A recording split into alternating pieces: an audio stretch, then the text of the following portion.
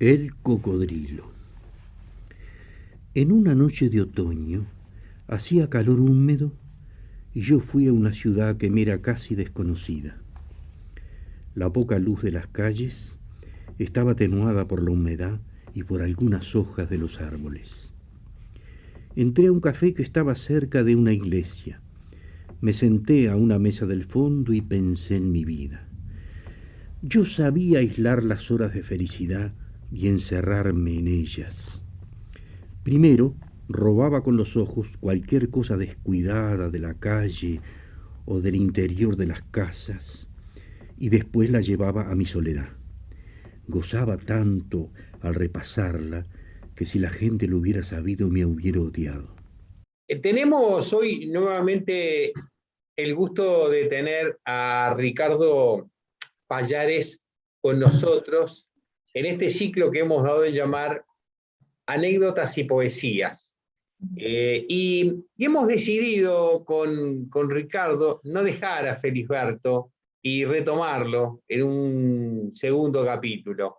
Y para entrar en materia rápidamente, Ricardo, eh, te quería recordar un poco y pedir un poco que nos cuentes algo sobre ese cuento corto, El corazón verde, y qué ejemplifica ese cuento en la obra de Felisberto. Ejemplifica la búsqueda del pasado que supone una remisión a la infancia. Y ello también acarrea la necesidad de la construcción, porque la memoria y el recuerdo es una construcción. Está lo que se recuerda, lo que se agrega, lo que se sueña, lo que se desea y lo que se cree verdad, e incluso el mundo de la ideación y de la fantasía. El recuerdo, felizmente, nunca es puro, siempre es subjetivo. Y esto está en el enclave mismo de la producción narrativa de Felisberto Hernández. Esa es, digamos, una de las claves fundamentales de su poesía, porque aclaramos a la audiencia que Roberto y yo hemos hablado de la poesía referida a Felisberto Hernández, pero Felisberto Hernández no fue un poeta, fue un narrador y un pianista y músico. No fue poeta propiamente dicho, pero sí lo fue desde el punto de vista de la poiesis, es decir, de la creación a través de la palabra de mundos imaginarios que se sostienen por su valor o por su belleza. Así que retomo y concluyo. Este cuento remite a una de las claves de Felisberto Hernández, la búsqueda del pasado, la rememoración del pasado en procura de una identidad más cierta que convoca por lo común episodios de infancia como ocurre en este cuento. Claro, ahí es como que estuviera hablando un niño, ¿verdad? Y es como autobiográfico, ¿verdad? Ah, exactamente, es como, pero no es lo mismo, porque ocurre que el narrador, el que cuenta el cuento, esa instancia técnica que llamamos el narrador, no coincide enteramente con el autor. El autor es la persona biográfica, digamos así, en forma incorrecta, pero para entendernos rápido. El autor es la persona, el narrador es una instancia que relata, que narra, es una conciencia creadora. Y en este caso, el narrador da lugar a recuerdos de infancia, con lo cual la distancia entre el autor y el narrador se abrevia muchísimo, se acorta muchísimo, están muy cerca, porque el niño está en el centro mismo de la formación consciente del sujeto en sus primeras etapas. Por eso es que aparecen esas referencias a la infancia. ¿Cómo es el mecanismo para que el lector entre en complicidad y sepa que lo que está leyendo es la voz de un niño? Porque primero el lector tiene que soltarse al juego que supone toda literatura. Yo juego a que es verdad. Yo juego a que el narrador es una persona diferente al autor. Yo juego a que lo narrado por el narrador es verosímil. Yo juego a que el pasado verdaderamente transcurrió y que en el fondo de él se sitúan las cosas que se me cuentan. Hay una necesidad de complementar los juegos, las miradas y las complicidades. No hay literatura hasta que no hay lector de ella, ¿se entiende? O escucha, porque generalmente hay formas orales de literatura. En sus orígenes la poesía fue oral, ¿no? Bien. Hablando de oral, me parece interesante que vayamos incorporando la voz de Felisberto, ¿no? Porque adquiere como una dimensión diferente su lectura o su contenido. ¿Qué pensás? Sí, pienso que es así. En el cuento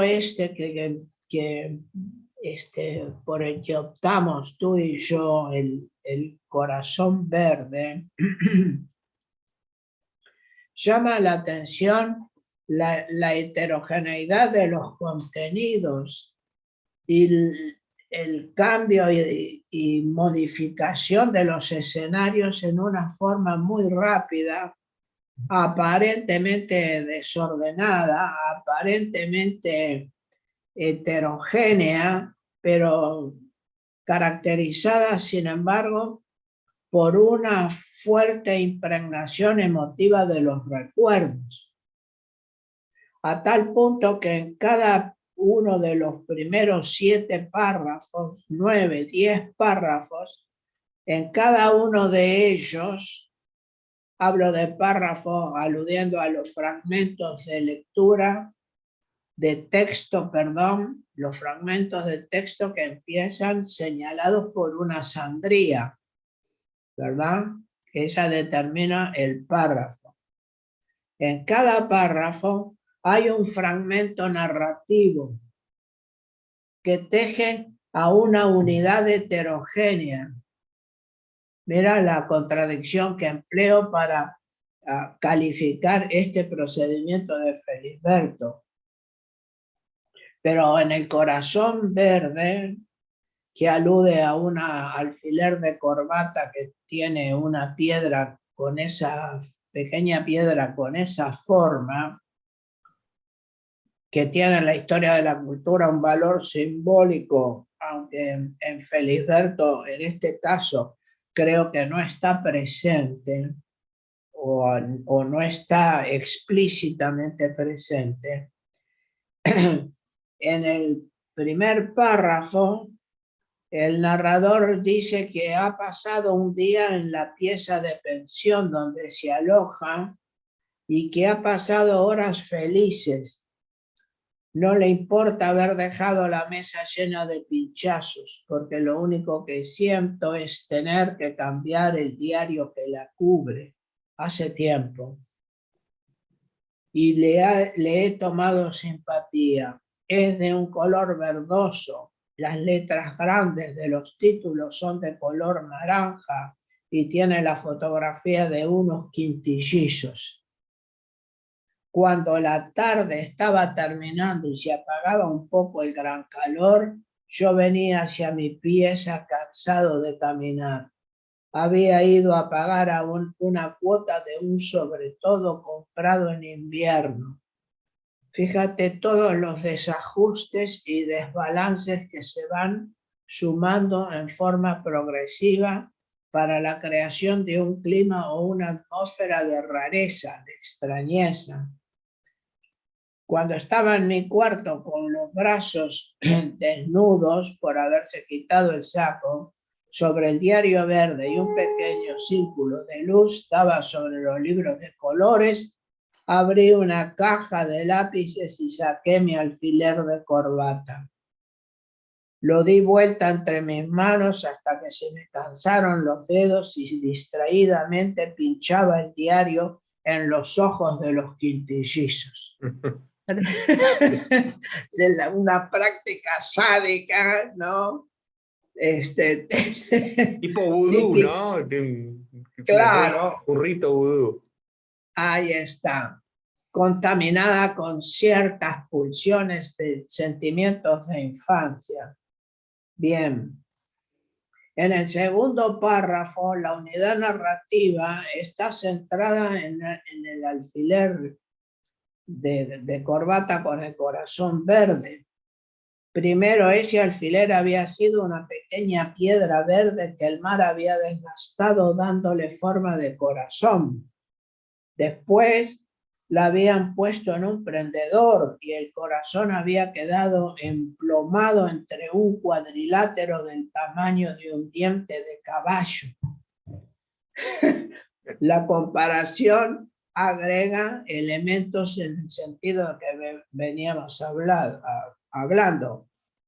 Al principio, mientras yo lo daba vuelta entre mis dedos, pensaba en cosas que no tenían que ver con él, pero de pronto él me empezó a traer a mi madre.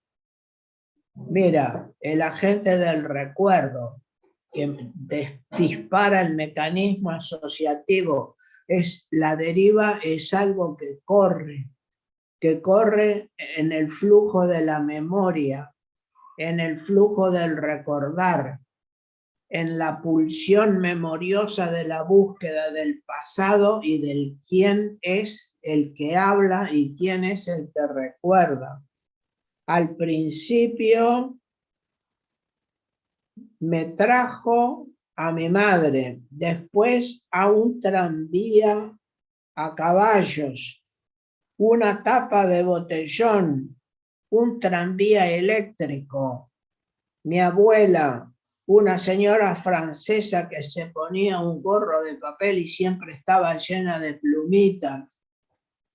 Fíjate la heterogeneidad caleidoscópica propia de las enumeraciones y de una descripción de tipo surrealista. Siempre estaba llena de plumitas sueltas. Su hija, que se llamaba Yvonne, y le daba un hipo tan fuerte como un grito, le trajo el recuerdo. También le trajo un muerto que había sido vendedor de gallinas, un barrio sospechoso de una ciudad de la Argentina, donde en un invierno yo dormía en el suelo y me tapaba con diarios. Otro barrio aristocrático de otra ciudad donde yo dormía como un príncipe y me tapaba con muchas frazadas. Y por último, un ñandú y un mozo de café. Que este es el tema central, porque él va con el alfiler de corbata en la mano a la mesa de un comedor por donde anda el ñandú. Fíjate el cuadro, la imagen fílmica que podría lograrse con estos pasajes para crear una secuencia surrealista desopilante. Por otra parte, el ñandú anda entre las mesas y le arranca de un picotón el alfiler de corbata. Sin duda alguna, porque le llama la atención el valor de semilla o de grano que tiene el corazón verde.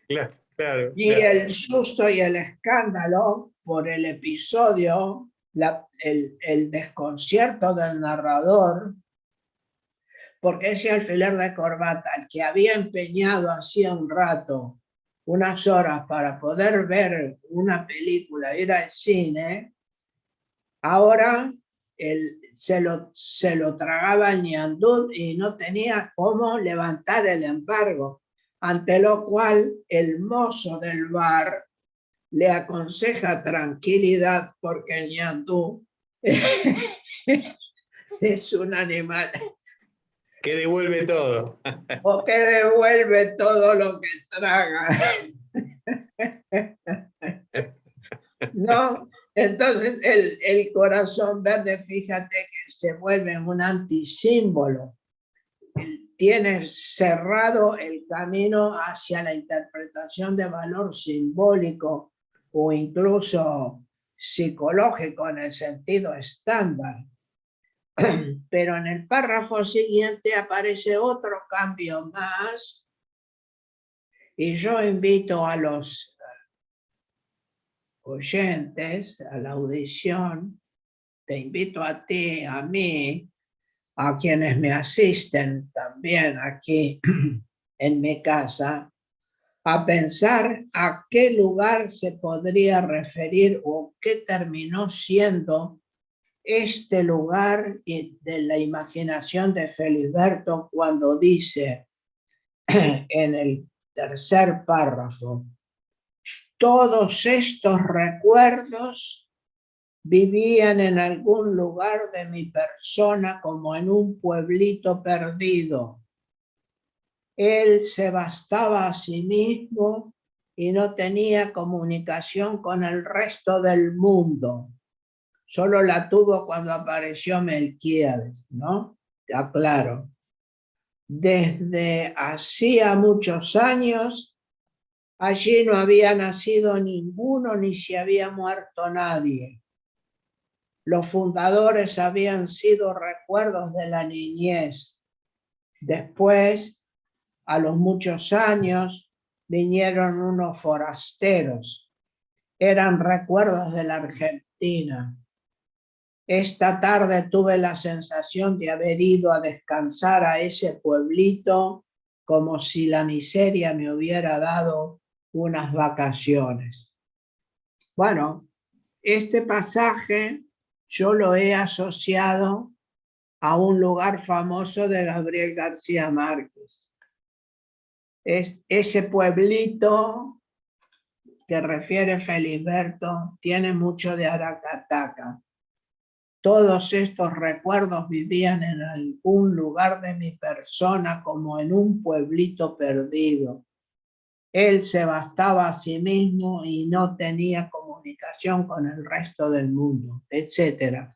Bien, este universo de la fantasía y de la recreación es alimentado después por el recuerdo de otro episodio cuando, viviendo en el cerro, bajaba hacia otros lugares de la capital en el tranvía de caballos y después ve el tranvía eléctrico.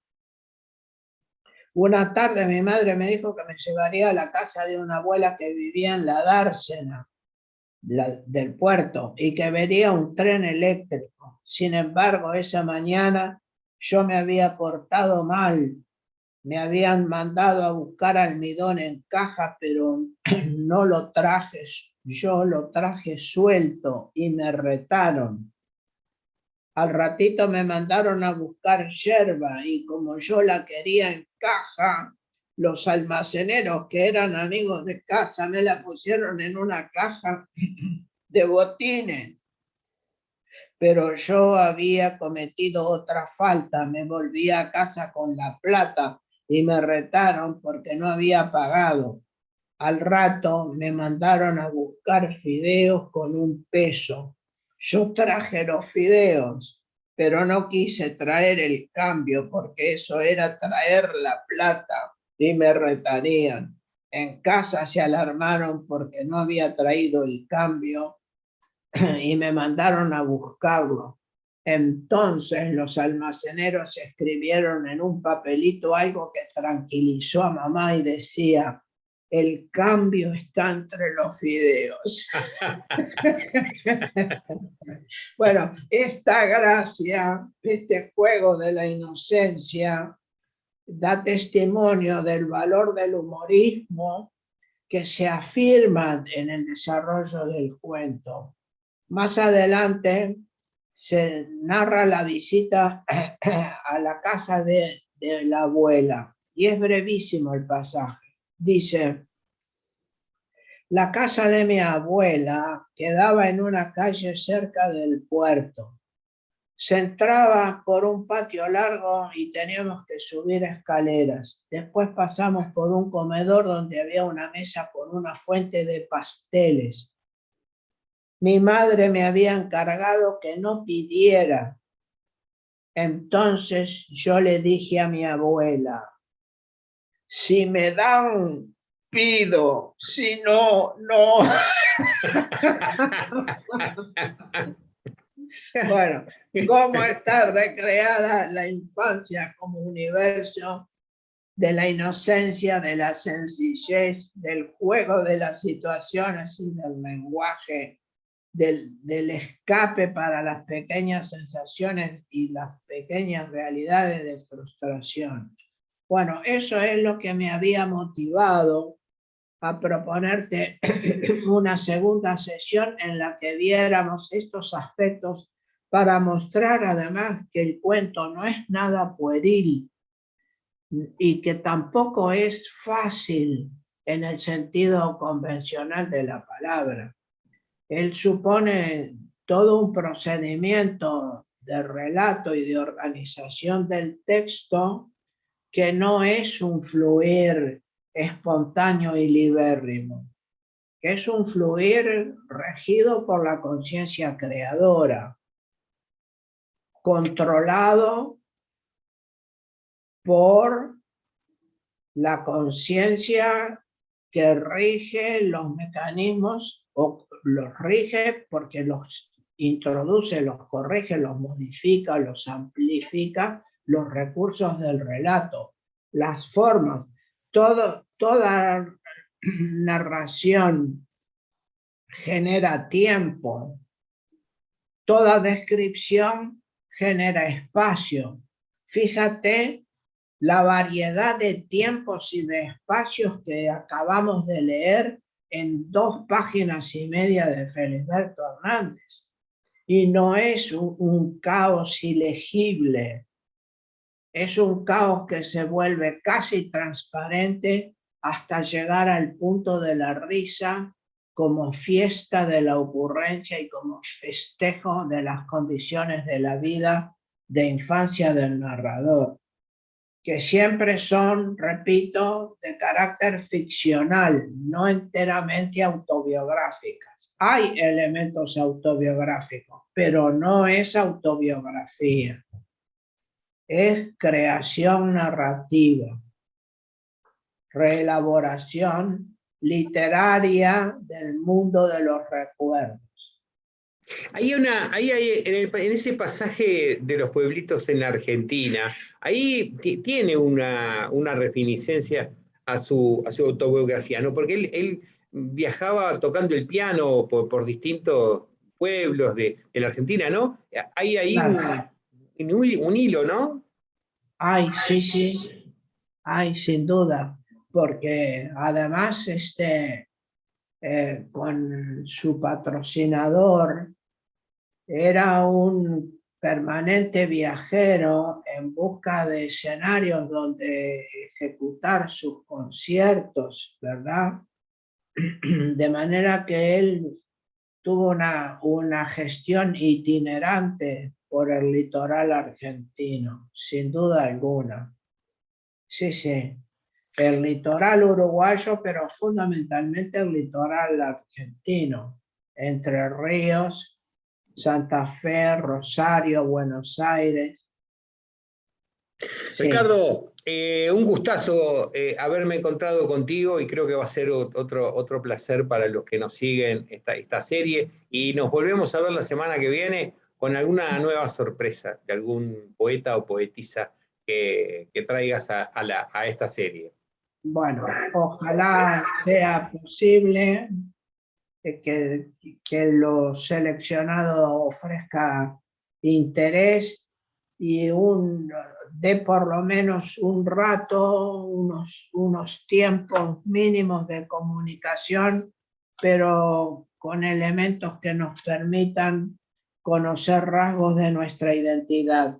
Como se ha visto también al lado del humorismo, hay pequeñas notas por lo común, como de queja o como de lamento o como de reproche, o registros de ausencias o de carencias por la postergación que sufrió Hernández como narrador en vida, ¿no?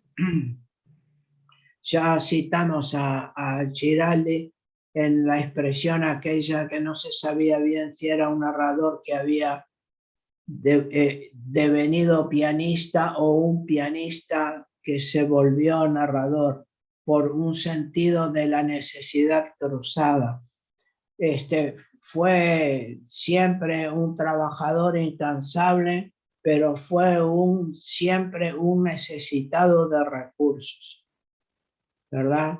Y hay en su literatura un malestar, una incomodidad por la frustración que suele asomar en forma reiterada y que tiene que ver con el proceso cultural de la región y de aquellos tiempos, fundamentalmente de la década de los años 40 y 50, donde los proyectos industriales y de desarrollo nacional se frustraron y también se frustraron atrás de ellos muchas expectativas individuales y muchas expectativas de carácter cultural que forzosamente quedaron postergadas.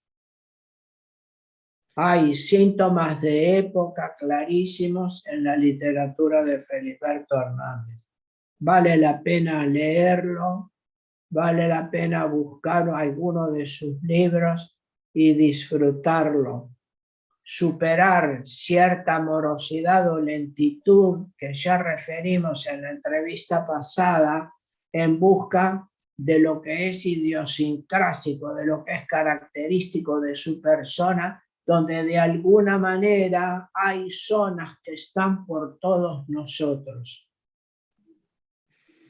De modo que nos vemos pronto. Ricardo Pallares, de nuevo, muchísimas gracias y hasta la semana que viene. Un gusto. Chao, querido. Cuando los amigos me llevaron a mi hotel, yo pensaba en todo lo que había llorado en aquel país y sentí un placer maligno en haberlos engañado. Me consideraba como un burgués de la angustia. Pero cuando estuve solo en mi pieza me ocurrió algo inesperado. Primero me miré en el espejo. Tenía la caricatura en la mano y alternativamente miraba al cocodrilo y a mi cara. De pronto, y sin haberme propuesto imitar al cocodrilo, mi cara, por su cuenta, se echó a llorar. Yo la miraba como una hermana de quien ignoraba su desgracia. Tenía arrugas nuevas y por entre ellas corrían las lágrimas. Apagué la luz y me acosté. Mi cara seguía llorando. Las lágrimas resbalaban por la nariz y caían por la almohada. Y así me dormí. Cuando me desperté, sentí el escozor de las lágrimas que se habían secado. Quise levantarme y lavarme los ojos, pero tuve miedo que la cara se pusiera a llorar de nuevo. Me quedé quieto y hacía girar los ojos en la oscuridad como aquel ciego que tocaba el arpa.